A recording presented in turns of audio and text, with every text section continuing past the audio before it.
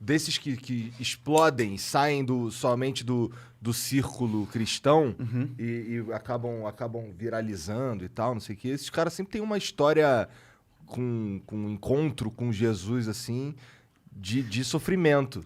Então, cara, assim, eu penso o seguinte, todo mundo, a gente nasceu, basicamente, nós somos apontados para uma divindade. Nós somos apontados para crer em alguma coisa sobrenatural, a mais do que isso aqui, né? Então, de uma certa forma, você aceita Jesus de 3 formas, né? Uma, obrigado, como vocês fizeram agora, foi maneiraço. Mas eu achei muito legal da parte da Ciola, o jeito dele, muito, tu falou que foi muito bonitinho. Puro. Foi mesmo, eu achei muito bonitinho mesmo, da parte, bonitinho não, achei bonito. Achei, sabe, de verdade. Um bom ele gesto. é muito genuíno, cara. Ele é muito ele genuíno. realmente. Sem vínculo político, sem nada disso, mas ele é um cara genuíno.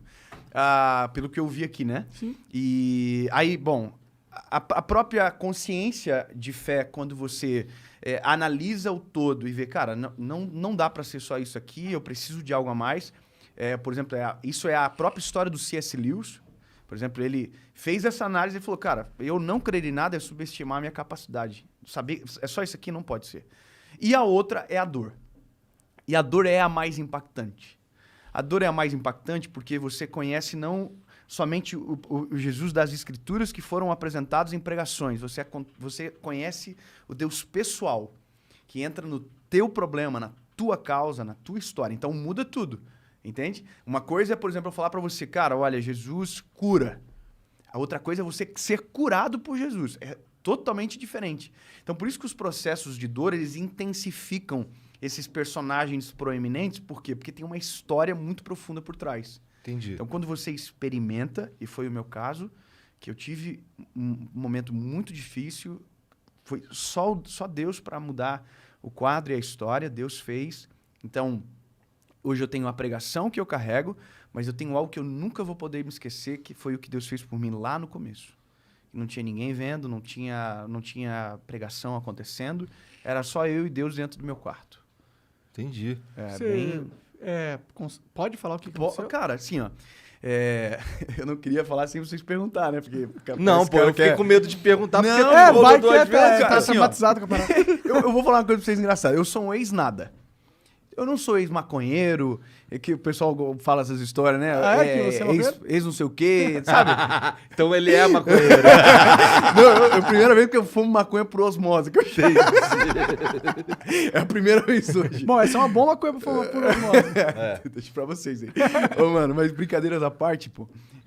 A minha história não tem a ver com alguma coisa muito maluca que eu tenha feito e tal.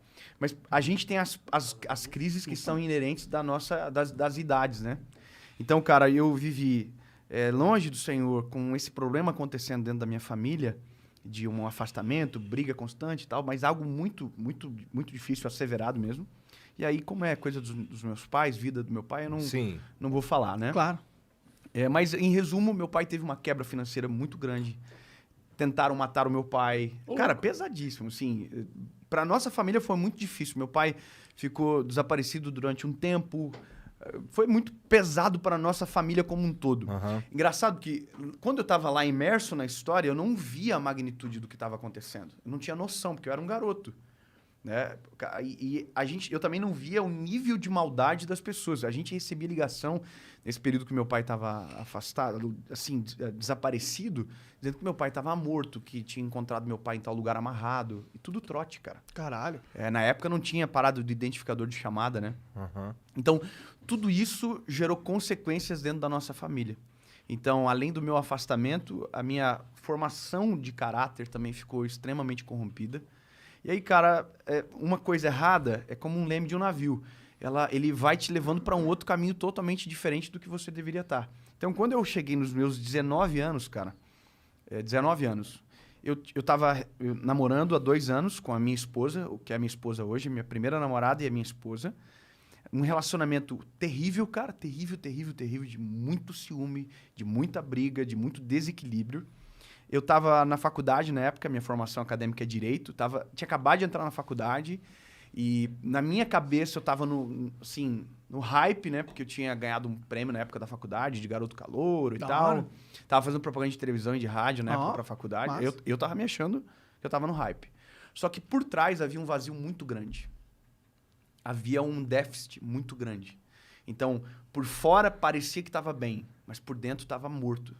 E eu tive essa sensação, essa percepção de realidade, cara, no dia 23 de abril de 2009. Foi uma quinta-feira. Eu me lembro que eu acordei pela manhã, cara, e naquele dia, tudo que poderia acontecer de consequências somadas de uma vez só aconteceu comigo naquele dia.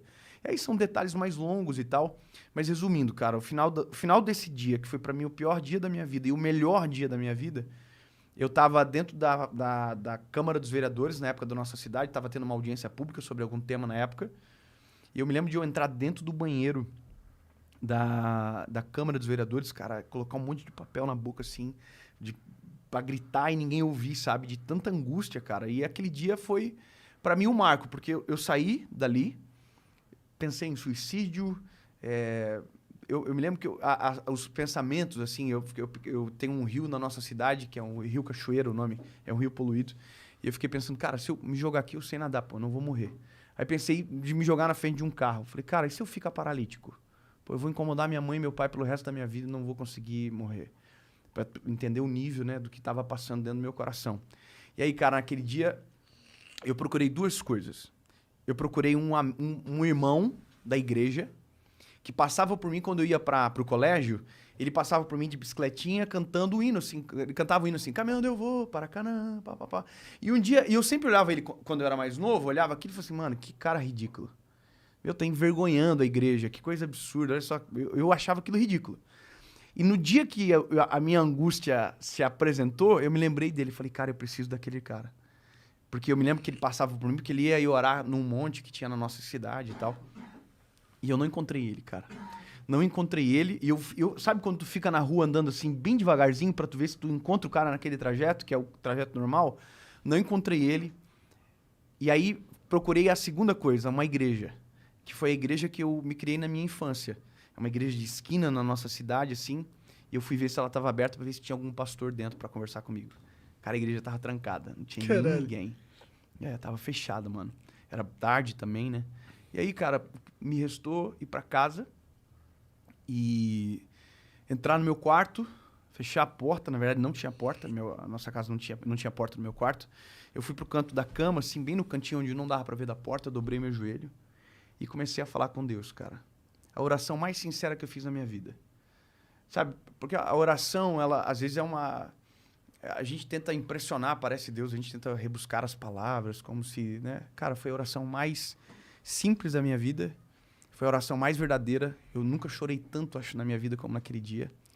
E eu disse uma coisa pro Senhor. Eu falei, Deus, se o Senhor existe, se o Senhor é real, e se o Senhor tem um plano comigo realmente, que eu ouvia na minha infância, eu preciso que o Senhor entre na minha vida e o Senhor mude a minha história. Hoje, eu preciso que o Senhor fale comigo. E, cara, eu fiquei naquele cenário ali, orando e tal, e aí me lembrei de uma Bíblia que não ficava no meu quarto, que era uma Bíblia que era do meu avô, que meu avô havia falecido e ficado para a nossa família. Eu peguei, fui lá no quarto da minha mãe, busquei a Bíblia, voltei pro meu quarto, e aí, cara, dobrei o joelho de novo e falei, Jesus... Eu já ouvi pessoas dizendo que isso pode acontecer, então eu quero que o Senhor faça comigo, preciso que o Senhor fale comigo. Aí eu peguei a Bíblia e abri. E abri em Salmo 116. Nunca tinha lido, nunca tinha aberto aquele texto, estava assim, amo o Senhor, porque Ele ouviu a minha voz e a minha súplica, porque inclinou para mim os seus ouvidos, por quanto invocá-lo enquanto viver. Cordéis da morte me cercaram, angústias do inferno se apoderaram de mim, encontrei angústia e tristeza e disse, ó Senhor, livra minha alma. Bom é o Senhor, justo Ele é, Ele salva. Cara, era a minha história. Eu clamei ao Senhor, os cordéis da morte me cercaram, eu tive muita angústia. E aí eu comecei a chorar e falar, Jesus, o Senhor é real e tal, mas eu preciso que o Senhor fale comigo de novo. Eu preciso, Senhor, eu estou desesperado, fala comigo de novo. Abri. Isaías 60, levanta-te e resplandece, porque já vem a tua luz e a glória do Senhor vai nascendo sobre ti. Aquele dia mudou minha vida para sempre, cara. Mudou meu relacionamento com a minha esposa, na época era minha namorada, mudou a minha forma de tratar os meus pais. Foi a mudança mais radical que eu experimentei na minha vida, cara. Diferentemente da religião que transforma o homem de fora para dentro, com paradigmas e com a própria história, Cristo ele transforma o homem de dentro para fora. Então é aquilo que a gente chama de metanoia, sabe? Quando muda de uma maneira tão radical que você não consegue explicar. Então foi isso que eu vivi. Eu desesperei, busquei socorro, encontrei o socorro. E a partir daquele dia, cara, eu fiquei tão incendiado por isso, e por isso que eu me tornei talvez um pregador do evangelho, porque a minha vontade era que todo mundo conhecesse aquilo. Eu me lembro, cara, que eu dobrava os meus joelhos assim, orava, Jesus, eu quero que meus primos vivam isso também. Começou na minha família, sabe? Cara, eu clamava por isso e vi os meus primos todos tendo a vida transformada também. E depois isso virou meu trabalho, meu ministério, né? Quando que virou seu trabalho? Porque você tinha 19 anos quando teve essa transformação. Sim, cara. Mano, eu preguei a primeira vez com 20 anos de idade.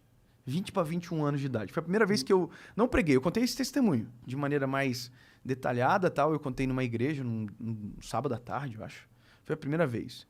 E eu me lembro de sair daquele lugar, cara, me sentindo, assim, sentindo uma coisa no meu espírito, sabe? Como sabe quando fala, caraca, mano. Tô no lugar certo na hora certa. Meu Deus, isso é a melhor coisa da vida, cara. Eu olhar as pessoas assim, as pessoas sendo tocadas pela história e cara, aquilo me deixou doido, cara. E aí, eu não vou dizer pra você que naquele dia eu tinha